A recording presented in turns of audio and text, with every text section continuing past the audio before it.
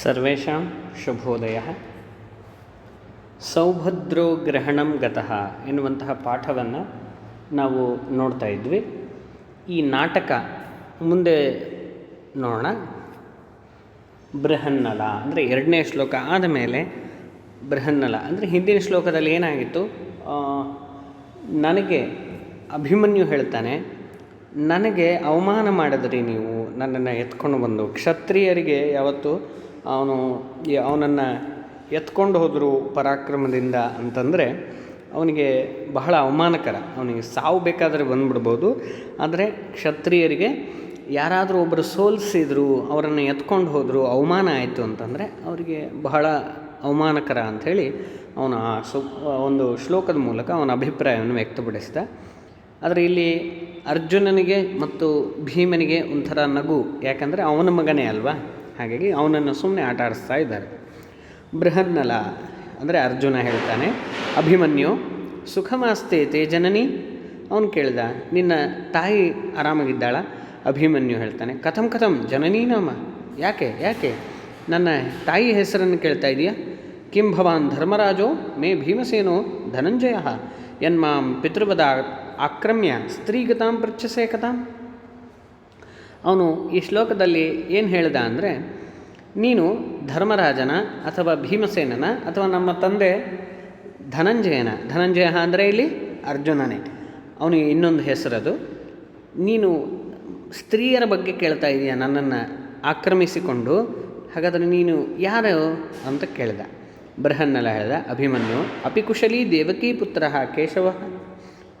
ಅಭಿಮನ್ಯು ಮತ್ತೆ ಅವನು ಕೇಳ್ತಾನೆ, ಅರ್ಜುನ ಕೇಳ್ತಾನೆ, ಅಭಿಮನ್ಯು ಕೇಶವ ಅಂದರೆ ಇಲ್ಲಿ ಕೃಷ್ಣ, ದೇವಕಿಯ ಮಗನಾದಂತಹ ಕೃಷ್ಣ ಆರಾಮಾಗಿದ್ದಾನ ಅಂತ ಕೇಳ್ದ.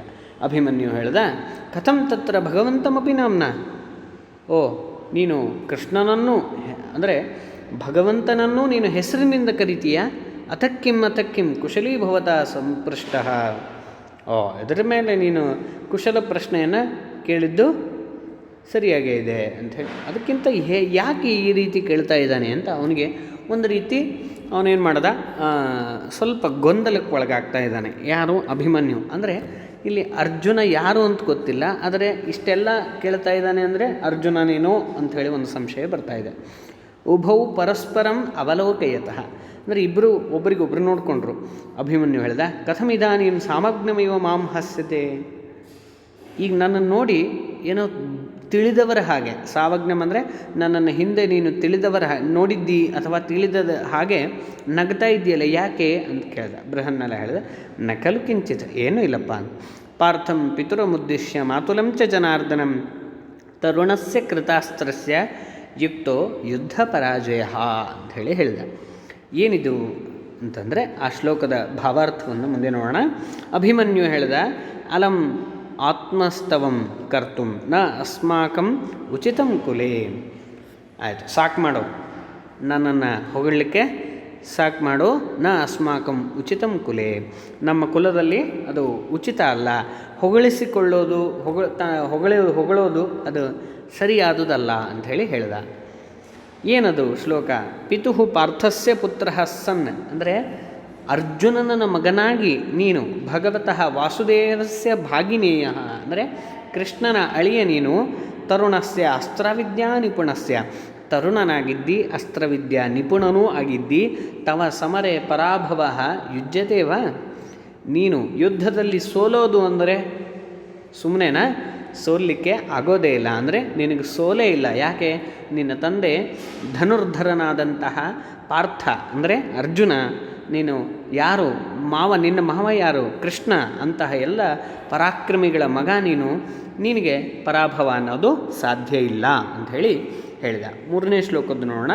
ಯಥಾ ಪಿತುಹು ಮಾತುಹು ಯೋಗಕ್ಷೇಮಂ ವಿಚಾರಯತಿ, ಹೇಗೆ ಅವನು ತಂದೆಯಂತೆ ಮಾತುವಿನ ಯೋಗಕ್ಷೇಮವನ್ನು ವಿಚಾರ ಮಾಡ್ತಾನೋ, ಮಮ ಮಾತುಹು ಕುಶಾಲವಾರ್ತಾಂ ವಿಚಾರಯಿತು ಕಿಂ ಭವಾನ್, ಯಾರು ನೀನು? ಮಮ ಜ್ಯೇಷ್ಠ ಪಿತಾ ಧರ್ಮರಾಜ ಅಂದರೆ ನನ್ನ ದೊಡ್ಡಪ್ಪ ಧರ್ಮರಾಜನೋ ಅಥವಾ ಭೀಮನೋ ಅಥವಾ ಮಮ ಪಿತಾ ಅರ್ಜುನ, ಯಾರು ನೀನು ಅಂಥೇಳಿ ಪ್ರಶ್ನೆ ಮಾಡಿಕೊಂಡ. ಇನ್ನು ಮುಂದಿನ ನೋಡೋಣ. ಹತೇಶು ಹಿ ಶರಾನ್ ಪಶ್ಯನಾಮ ನಾಣ್ಯದ್ ಭವಿಷ್ಯತಿ ಅಂಥೇಳಿ. ಸರಿ, ಹಾಗಾದರೆ ನಮ್ಮ ಕುಲದಲ್ಲಿ ಯಾವುದೇ ಇದನ್ನೂ ಬೇಡ, ಏನು ಹೊಗಳುವಿಕೆ ಬೇಡ. ಹತೇಶು ಶರಾನ್ ಪಶ್ಯ ನಾಮ ನ ಅನ್ಯದ್ ಭವಿಷ್ಯತಿ ಅಂತ, ಸತ್ತಿರುವಂಥವರ ಬಾಣಗಳನ್ನು ನೋಡು ಇನ್ಯಾರ ಹೆಸರಿರುತ್ತೆ ಅಂಥೇಳಿ ತನ್ನ ಬಗ್ಗೆ ಹೆಮ್ಮೆಯಿಂದ ಹೇಳ್ತಾ ಇದ್ದಾನೆ ಬೃಹನ್ನಳ. ಏವಂ ವಾಕ್ಯ ಸೌಂದರ್ಯಂ, ವಾ ಚೆನ್ನಾಗಿ ಮಾತನಾಡ್ತಾ ಇದೆಯಾ, ಒಳ್ಳೆ ಮಾತುಗಾರಿಕೆ ಇದೆ ಅಂತ ಹೇಳ್ದ. ಕಿಮರ್ಥಂ ತೇನ ಪದಾತಿನ ಗೃಹೀತ, ಇಷ್ಟೆಲ್ಲ ಮಾತನಾಡ್ತಿ, ಇಷ್ಟೆಲ್ಲ ಪರಾಕ್ರಮವನ್ನು ತೋರಿಸ್ತಿ, ಹಾಗಾದರೆ ಒಬ್ಬ ಪದಾತಿಯಿಂದ ನೀನು ಗೃಹೀತನಾಗ್ಬಿಟ್ಟಿಯಲ್ಲ, ಹಿಡ್ಕೊಂಡು ಬಂದುಬಿಟ್ರಲ್ಲ ನಿನ್ನ ಅಂತ ಅಭಿಮನ್ಯು ಹೇಳ್ದ ಅವನು ಸ್ವಲ್ಪ ಸಿಟ್ಟಿಗೆದ್ದೆ ಹೇಳ್ದ. ಅಶಸ್ತ್ರೋ ಮಾಂ ಅಭಿಗತಃ ತತೋಸ್ಮಿ ಗ್ರಹಣಂ ಗತಃ ನ್ಯಸ್ತ ಶಸ್ತ್ರಂ ಹಿಕೋ ಹನ್ಯಾನ್ ಅರ್ಜುನಂ ಪಿತರಂ ಸ್ಮರನ್. ನಾನು ಅಶಸ್ತ್ರನಾಗಿದ್ದೆ, ಆದ್ದರಿಂದ ನನ್ನನ್ನು ಹಿಡ್ಕೊಂಡು ಬಂದರು. ಅಕಸ್ಮಾತ್ ಶಸ್ತ್ರ ಏನಾದರೂ ನನ್ನ ಕೈಯಲ್ಲಿದ್ದರೆ ಯಾರು ನನ್ನ ತಡಿಲಿಕ್ಕೆ ಸಾಧ್ಯ ಇಲ್ಲ. ಬೃಹನ್ನಲ ಹೇಳ್ದ ನಕ್ತ ಇತಃ ಇತಃ ಕುಮಾರ, ಹೀಗೆ ಬನ್ನಿ, ಏಷಃ ಮಹಾರಾಜ. ಅವನು ಕರ್ಕೊಂಡು ಬರ್ತಾ ಇದ್ದಾನೆ, ಮಹಾರಾಜನ ಆಸ್ಥಾನಕ್ಕೆ ಕರ್ಕೊಂಬಂದ. ಇವನೇ ಮಹಾರಾಜ. ಉಪಸರ್ಪತು ಕುಮಾರ, ಇವನನ್ನು ಅಂದರೆ ನಮಸ್ಕಾರ ಮಾಡು ಇವರನ್ನು ಅಂತ ಅಭಿಮನ್ಯು ಹೇಳಿದ. ಆಹಾ ಕಸ್ಯ ಮಹಾರಾಜ, ಯಾರಿಗೆ ಮಹಾರಾಜ ಅವನು ಅಂತ ಬೃಹನ್ನಳ. ನ ಬ್ರಾಹ್ಮಣೇನ ಸಹ ಅಸ್ತೆ. ಹಾಗಲ್ಲ ಬ್ರಾಹ್ಮಣನ ಒಟ್ಟಿಗೆ ಇದ್ದಾನೆ, ಆದ್ದರಿಂದ ಅವನಿಗೆ ನಮಸ್ಕಾರ ಮಾಡು ಅಂತ ಹೇಳಿದೆ ಅಂತ ಅಭಿಮನ್ಯು ಹೇಳ್ದ. ಬ್ರಾಹ್ಮಣೇನೈತಿ ಭಗವನ್ ಅಭಿವಾದೇ, ಬ್ರಾಹ್ಮಣರು ಇದ್ದಾರ, ಅವರಿಗೆ ನಮಸ್ಕಾರ ಮಾಡ್ತೀನಿ ಅಂತ. ಯಾಕೆ ಅಂದರೆ ವಿರಾಟ್ ರಾಜ ಚಕ್ರವರ್ತಿ ಅಲ್ಲ, ಆದರೆ ಇವನು ಚಕ್ರವರ್ತಿಯ ಮಗ. ಪಾಂಡವರಾಗಲಿ ಕೌರವರಾಗಲಿ ಆ ಕಾಲದಲ್ಲಿ ಎಲ್ಲ ರಾಜರನ್ನು ಸಾಕುವಂತಹ ದೊಡ್ಡ ರಾಜರಾಗಿರ್ತಿದ್ರು. ಆದ್ದರಿಂದ ಅವರು ಕೆಳಗಿನವರಿಗೆ ನಮಸ್ಕಾರವನ್ನು ಮಾಡ್ತಾ ಇರಲಿಲ್ಲ. ಭಗವಾನ್ ಅಂದರೆ ಇಲ್ಲಿ ಧರ್ಮರಾಜ ಹೇಳ್ದ, ಏಹಿ ಪುತ್ರ, ಇವನು ನಮಸ್ಕಾರ ಮಾಡ್ತಾ ಇದ್ದಾನೆ. ಧರ್ಮರಾಜ ಹೇಳ್ತಾ ಇದ್ದಾನೆ, ಏಳು ಅಂಥೇಳಿ. ಆತ್ಮಪ್ರಶಂಸ 5ನೇ ಶ್ಲೋಕದ ಅರ್ಥ ನೋಡ್ರಿ. ಆತ್ಮಪ್ರಶಂಸ ಅಸ್ಮಾಕಂ ಕುಲೆ ನಯುಕ್ತ ಭವತಿ, ನಮ್ಮನ್ನು ನಾವು ಹೊಗಳಿಕೊಳ್ಳೋದು ನಮ್ಮ ಕುಲದಲ್ಲಿ ಯುಕ್ತ ಅಲ್ಲ. ರಣೇಯೇ ಯೋಧಾ ಮೃತಾ ತೇಷಾಂ ಶರೀರಾಂತರ್ಗತಾನ್ನ ಬಾಣಾನ್ ಪಶ್ಯ, ಯುದ್ಧದಲ್ಲಿ ಯೋಧರು ಸತ್ತಿದ್ದಾರಲ್ಲ, ಅವರ ಶರೀರದಲ್ಲಿ ಹೊಕ್ಕಿರುವಂತಹ ಬಾಣಗಳನ್ನು ನೋಡು. ತತ್ರ ಅಭಿಮನ್ಯೋ ನಾಮಧೇಯಂ ಲಿಖಿತಂ, ಅಲ್ಲಿ ಅಭಿಮನ್ಯು ಅಂಥೇಳಿ ಹೆಸರನ್ನು ಬರೆದಿದೆ. ನತು ಅನ್ಯೇಷಾಂ, ಇನ್ಯಾರೋ ಹೆಸರು ಬರೆದಿಲ್ಲ ಅಲ್ಲಿ. ಸಹ ಶಸ್ತ್ರರಹಿತ ಭೂತ್ವ ಮಮ ಸಮೀಪಂ ಆಗತವಾನ್, ಅಂದರೆ ನಾನು ಹೇಗೆ ಬಂಧಿತನಾದೆ ಅಂತ ಹೇಳ್ತಾ ಇದ್ದಾನೆ ಅವನು. ಅವನು ಶಸ್ತ್ರರಹಿತನಾಗಿದ್ದಿಲ್ಲ ಅಭಿಮನ್ಯು, ಇವನು ಬಂದಿರೋವನು ಶಸ್ತ್ರರಹಿತನಾಗಿದ್ದ. ಶಸ್ತ್ರರಹಿತನಾಗಿ ನನ್ನ ಹತ್ತಿರಕ್ಕೆ ಬಂದ. ಅತಃ ಬಂಧಿತ ಅಸ್ಮಿ, ಆದ್ದರಿಂದ ನಾನು ಬಂಧನಕ್ಕೊಳಗಾದೆ. ಅರ್ಜುನಸ್ಯ ಪುತ್ರ ಸನ್, ಅರ್ಜುನನ ಆಗಿದ್ದೀನಿ. ಶಸ್ತ್ರಹೀನಂ ಕಥಂ ವಾಹಂ ಹನಿಷ್ಯಾಮಿ, ಶಸ್ತ್ರ ಇಲ್ಲದೇ ಇರುವಂತಹವನನ್ನು ನಾನು ಹೇಗೆ ಅವನನ್ನು ಕೊಲ್ಲಿಕ್ಕೆ ಸಾಧ್ಯ? ಹಾಗಾಗಿ ಶಸ್ತ್ರರಹಿತನಾಗಿ ನನ್ನ ಹತ್ತಿರ ಬಂದನಲ್ಲ, ಅದಕ್ಕೋಸ್ಕರ ನಾನು ಬಂಧಿತನಾದೆ ಅಂಥೇಳಿ 6ನೇ ಶ್ಲೋಕದಲ್ಲಿ ಅವನು ಈ ರೀತಿ ಹೇಳ್ತಾ ಇದ್ದಾನೆ. ಅರ್ಥ ಆಗಿದೆ ಅಂದ್ಕೊಳ್ತೀನಿ. ಮುಂದೆ ಹೋಗೋಣ. ರಾಜ ಏಹಿ ಪುತ್ರ ಕಥಂ ನ ಮಾಂ ಅಭಿವಾದಯಸಿ, ಹೇಳು ನನ್ನನ್ನು ಯಾಕೆ ನೀನು ನಮಸ್ಕಾರ ಮಾಡಲಿಲ್ಲ ಅಂತ ಏನೋ ಕೇಳ್ದ.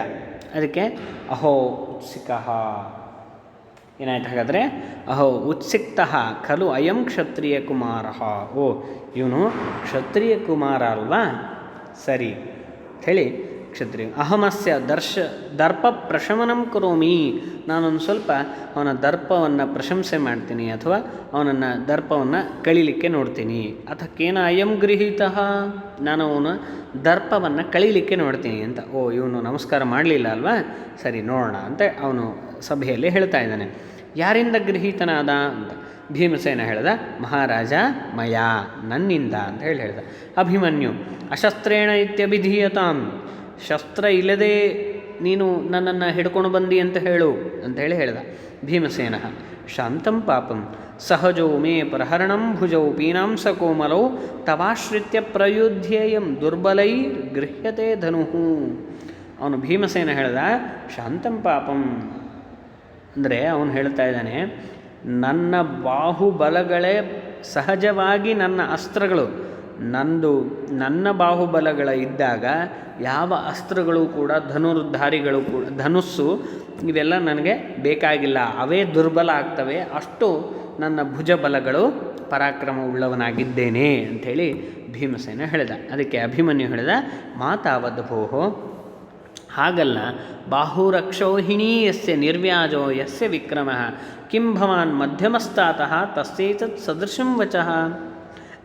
ಅಂದರೆ ಅವನು ಹೇಳ್ತಾನೆ, ಓ ಇಡೀ ಅಕ್ಷೋಹಿಣಿ ಸೈನ್ಯವನ್ನೇ ಒಂದು ನಿನ್ನ ಬಾಹುವಿನಿಂದ ನಿನ್ನ ಕೊಲ್ತೀಯ ಅಂತಾದರೆ ನಿನ್ನ ಮಾತುಗಳನ್ನು ಕೇಳ್ತಾ ಇದ್ದರೆ ನನ್ನ ಮಧ್ಯಮನಾದಂತಹ ತಾತ ಅಂದರೆ ಚಿಕ್ಕಪ್ಪನಾದಂತಹ ತಾತನ್ನ ನನಗೆ ನೆನಪು ಬರ್ತಾ ಇದೆ, ಅವನ ಮಾತಿನಂತೆಯೇ ಇದೆ ಅಂತ ರಾಜ ಹೇಳ್ದ. ನತೆ ಕ್ಷೇಪೇಣ ಋಷ್ಯಾಮಿ ಋಷ್ಯತಾ ಭವತಾರಮೇ ಅಂತ ಹೇಳ್ತಾ ಇದ್ದಾನೆ. ಏನದು? ನತೆ ಕ್ಷೇಪೇಣ ಋಷ್ಯಾಮಿ ಋಷ್ಯತಾ ಭವತಾರಮೇ ಅಂದರೆ ನೀನು ಕ್ಷೇಪದಿಂದ, ಅಂದರೆ ಕ್ಷೇಪ ಅಂದರೆ ಇಲ್ಲಿ ಏನಾದರೂ ಗಾಯಗಳಾಗಿದೆಯಾ, ಅದರಿಂದ ನೀನು ಏನಾದರೂ ಹೊಡೆತ ಆಗಿಲ್ಲಲ್ಲ ಅವನನ್ನು ಋಷ್ಯತಾ ಭವತಾರಮೇ ಅಂದರೆ ನಿನ್ನ ಚೆನ್ನಾಗಿ ಕರ್ಕೊಂಬಂದಿಯಾನಲ್ಲ ಅಂತ ಅವನು ಒಂದು ಕುಶಲಕ್ಷೇಮ ಸಮಾಚಾರವನ್ನು ಕೇಳ್ತಾ ಇದ್ದಾನೆ. ಅಭಿಮನ್ಯು ಹೇಳ್ದ, ಯದಿ ಅಹಂ ಅನುಗ್ರಾಹ್ಯ, ಒಂದು ವೇಳೆ ನಾನು ಅನುಗ್ರಾಹ್ಯನ ಹೇಗೆ ಅಂತ. ಪಾದಯೋ ಸಮುದಾಚಾರ ಏನಾಯಿತು? ಹಾಗಾದರೆ ಈ ಶ್ಲೋಕದ ಅರ್ಥವನ್ನು ನೋಡ್ಬೇಡ. ಸ್ವಾಭಾವಿಕೌ ದಷ್ಟಪುಷ್ಟೌ ಮಮ ಭುಜೌ ಏವ ಆಯುಧಂ.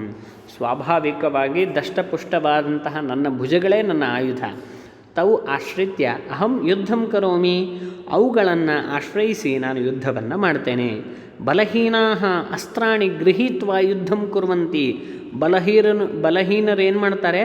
ಅಸ್ತ್ರಗಳನ್ನು ಹಿಡಿದು ಯುದ್ಧ ಮಾಡ್ತಾರೆ ಹೊರತು ನಾನು ಬಲಹೀನ ಅಲ್ಲ ಅಂಥೇಳಿ ಹೇಳ್ತಾ ಇದ್ದಾನೆ. ಯಸ್ಯ ಪರಾಕ್ರಮ ಅಸದೃಶಃ ಯಸ್ಯ ಬಾಹು ಏವ ಅಕ್ಷೌಹಿಣೀ ಸಮಾನಃ ತಸ್ಯ ಏತದ್ ವಚನಂ ಯುಕ್ತಂ ಭವತಿ. ಯಾರ ಪರಾಕ್ರಮ ಇಡೀ ಅಕ್ಷೌಹಿಣಿ ಸೈನ್ಯಕ್ಕೆ ಸಮಾನವಾಗಿರ್ತದೋ ಅಂಥವರಿಗೆ ಈ ಮಾತು ಯುಕ್ತ. ತಥಾ ವಕ್ತುಂ, ಈಗ ಹೇಳ್ತಾ ಇದೆಯಾ ಅಂದರೆ ನಿನ್ನ ಪರಾಕ್ರಮ ನನ್ನ ತಾತನಿಗೆ ಸಮನಾಗಿದೆ ಅಂಥೇಳಿ ಹೇಳಿದ. ಪಾದಯೋ ಸಮುದಾಚಾರ ಕ್ರಿಯತಾಂ ನಿಗ್ರಹೋಚಿತ. ಬಾಹುಭ್ಯಾಂ ಆಹರತಂ ಭೀಮೋ ಬಾಹುಭ್ಯಾಮೇವ ನೇಷ್ಯತಿ. ಅಂದರೆ ಇಲ್ಲಿ ಏನಾಗ್ತಾ ಇದೆ? ಬಂಧನೋಚಿತ ಸಂಸ್ಕಾರ ಪಾದಯೋ ಕ್ರಿಯತಾಂ ಹಸ್ತಾಭ್ಯಾಂ ಆನೀತಂ ಮಯ ಭೀಮಸೇನ ಹಸ್ತಾಭ್ಯಾಮೇವ ನಯತು ಅಂಥೇಳಿ ಹೇಳ್ದ.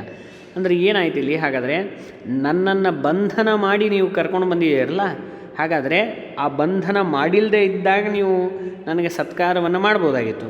ಆದರೆ ನನಗೆ ಯಾವಾಗ ನೀವು ಬಂಧನ ಮಾಡಿ ಕರ್ಕೊಂಡು ಬಂದಿದ್ದೀರಲ್ಲ, ನೀವು ನನ್ನ ಕಾಲು ತೊಳಿಬೇಕು.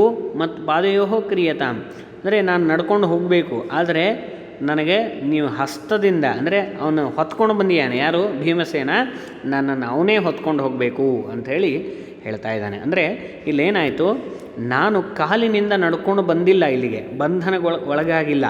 ನನ್ನನ್ನು ಒಬ್ಬರು ಎತ್ಕೊಂಡು ಬಂದಿದ್ದಾರೆ, ಹಾಗಾಗಿ ಅವರೇ ಎತ್ಕೊಂಡು ಹೋಗಿ ನನ್ನನ್ನು ಬಿಡಬೇಕು ಅಂಥೇಳಿ ಆಜ್ಞಾಪನೆಯನ್ನು ಮಾಡ್ತಾ ಇದ್ದಾನೆ. ಪಾದಯೋ ಸಮುದಾಚಾರ ಕ್ರಿಯತಾಂ ನಿಗ್ರಹೋಚಿತ ಬಾಹುಭ್ಯಾಂ ಆಹೃತಂ ಭೀಮೋ ಬಾಹುಭ್ಯಾಮೇವ ನೇಷ್ಯತಿ ಅಂಥೇಳಿ ಮಮ ಮಧ್ಯಮಃ ತಾತಃ ಭೀಮಸೇನಃ ನನ್ನ ಚಿಕ್ಕಪ್ಪ ಭೀಮಸೇನನೇನು ನೀನು ಅಂಥೇಳಿ ಕೇಳ್ತಾ ಇದ್ದಾನೆ. ಇಲ್ಲಿಗೆ ಅವನು ಹಾಗಾದರೆ ಏನಾಯಿತು? ಈ ಇಡೀ ಸಾರಾಂಶವೊಂದನ್ನು ಹೇಳಿಬಿಡ್ತೀನಿ. ಇಲ್ಲೇನಾಗಿದೆ? ಯುದ್ಧದ ಸನ್ನಿವೇಶ.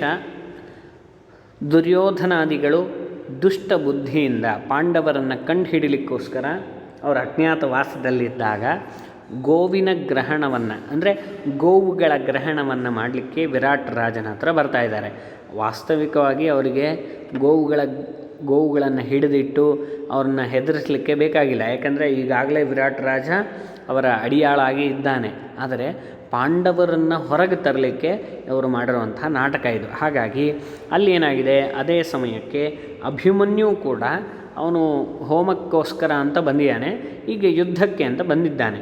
ಇಲ್ಲಿ ಏನಾಗ್ತಾ ಇದೆ? ಯುದ್ಧದಲ್ಲಿ ಅರ್ಜುನ ಎಲ್ಲರನ್ನೂ ಸೋಲಿಸಿ ಒಂದು ಸರ್ತಿ ಎಲ್ಲರನ್ನೂ ಹಿಂದೆ ಕಳಿಸ್ಬಿಟ್ಟಿಯಾನೆ. ಆ ಗೋವಿನ ಗ್ರಹಣವನ್ನು ಮಾಡ್ಕೊಂಡು ಬಂದುಬಿಟ್ಟ. ಯಾವ ವೇಷದಲ್ಲಿರುವ ಅರ್ಜುನ? ಬೃಹನ್ನಲಾ ವೇಷದಲ್ಲಿ ಇರುವಂತಹ ಅರ್ಜುನ ಈ ಕೆಲಸವನ್ನು ಮಾಡಿದ್ದಾನೆ. ಹಾಗಾದರೆ ಇಲ್ಲಿ ಏನಾಯಿತು? ಭೀಮಸೇನ ಹೋಗಿದ್ನಲ್ಲ ಅಲ್ಲಿಗೆ ಯುದ್ಧಕ್ಕೆ, ಇವನನ್ನು ನೋಡ್ತಾನೆ. ಇವನ ಮೇಲೆ ಪ್ರೀತಿ ಇರೋದರಿಂದ, ಯಾರು? ಅಭಿಮನ್ಯು ಅರ್ಜುನನ ಮಗ ಒಬ್ಬನೇ, ಅಂದರೆ ಸುಭದ್ರೆ, ಅರ್ಜುನ ಮತ್ತು ಸುಭದ್ರೆಯ ಮಗ. ಆದ್ದರಿಂದ ಅವನನ್ನು ಕರ್ಕೊಂಡು ಬಂದುಬಿಡ್ತಾನೆ ಇಲ್ಲಿಗೆ, ವಿರಾಟ್ ರಾಜನ ಆಸ್ಥಾನಕ್ಕೆ. ಇಲ್ಲಿ ಒಂದು ರೀತಿ ತಮಾಷೆಯ ಪ್ರಸಂಗಗಳು. ಅವನಿಗೆ ಗೊತ್ತಿಲ್ಲ, ಯಾರಿಗೆ? ಅಭಿಮನ್ಯುವಿಗೆ ನಾನು ಎಲ್ಲಿ ಬಂದಿದ್ದೀನಿ, ಇವರೆಲ್ಲ ಯಾರು ಅಂತ ಗೊತ್ತಿಲ್ಲ. ಅದಕ್ಕೋಸ್ಕರ ಇಲ್ಲಿ ಒಂದು ತಮಾಷೆಯ ಪ್ರಸಂಗ ಇಲ್ಲಿ ಉಂಟಾಗ್ತಾ ಇದೆ. ಹಾಗಾಗಿ ನೀವು ಇದರಲ್ಲಿ ಏನೇ ಅರ್ಥ ಆಗದೇ ಇದ್ದರೂ ನನಗೊಂದು ಮೆಸೇಜ್ ಮಾಡಿರಿ, ಆದಷ್ಟು ಅಭ್ಯಾಸ ಮಾಡಿರಿ. ಈ ವಾಕ್ಯಗಳನ್ನು ನೋಡ್ಕೊಳ್ತಾನೆ ನೀವು ಈ ನಾಟಕವನ್ನು ನೋಡಬೇಕು. ಯಾಕಂದರೆ ಸ್ವಲ್ಪ ನಿಮಗೆ ಇಡೀ ಪೋರ್ಷನಲ್ಲಿ ಇದು ದೊಡ್ಡ ಪಾಠ.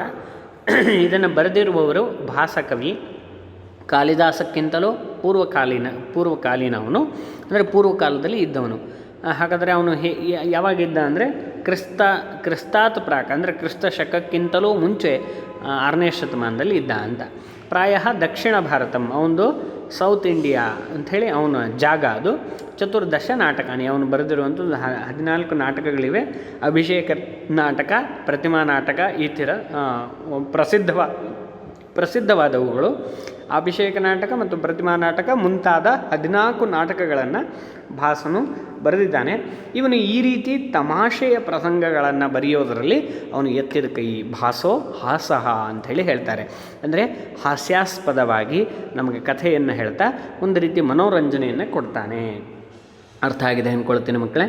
ಯಾವುದಾದ್ರೂ ಯೂಟ್ಯೂಬ್ನಲ್ಲಿ ಒಂದು ನಾಟಕ ಸಿಕ್ತು ಅಂತ ಆದರೆ ಸಂಸ್ಕೃತ ನಾಟಕ, ಒಂದು ಸರ್ತಿ ನೀವು ಅದನ್ನು ನೋಡಿ ಆದಷ್ಟು ಅಧ್ಯಯನ ಮಾಡಿರಿ, ಮನೆಯಲ್ಲೇ ಸೇಫಾಗಿರಿ, ಸರಿನಾ? ಇದರದ್ದು ಅಭ್ಯಾಸವನ್ನು ನಿಮಗೆಷ್ಟು ತಿಳಿತದೆ ಅಷ್ಟು ಮಾಡಿರಿ. ಇಲ್ಲದೆ ಹೋದರೆ KSEEB ಸೊಲ್ಯೂಷನ್ಸ್ನಲ್ಲಿ 9th ಏನಿರುತ್ತೆ ಅದನ್ನು ಪೋರ್ಷನ್ ತೆಗೆದಿಟ್ಕೊಳ್ಳಿ, ಅದನ್ನು ಬರಿತಾ ಇರಿ. ಹಾಗಾದ್ರೆ ನಾನು ನೀವು ಬರೆದಿರೋದನ್ನು ಚೆಕ್ ಮಾಡ್ತೀನಿ. ಈಗ ನೀವು ಪಾಠ ಮುಗಿದ ತಕ್ಷಣ ಇನ್ನೊಂದು 3-4 ಪಾಠ ಇದೆ, ಅವುಗಳನ್ನು ಎಲ್ಲವನ್ನೂ ಚೆಕ್ ಮಾಡ್ತೀನಿ. ಹಾಗಾಗಿ ಬರೆದು ಇಟ್ಕೊಳ್ತಾ ಬನ್ನಿ, ಸರಿನಾ? ನಾನೇನೇನು ಅಸೈನ್ಮೆಂಟ್ ಕೊಟ್ಟಿದ್ದೀನಿ ಅದನ್ನೆಲ್ಲವನ್ನೂ ಬರೆದು ಇಟ್ಕೊಳ್ತಾ ಬನ್ನಿ, ಸರಿ.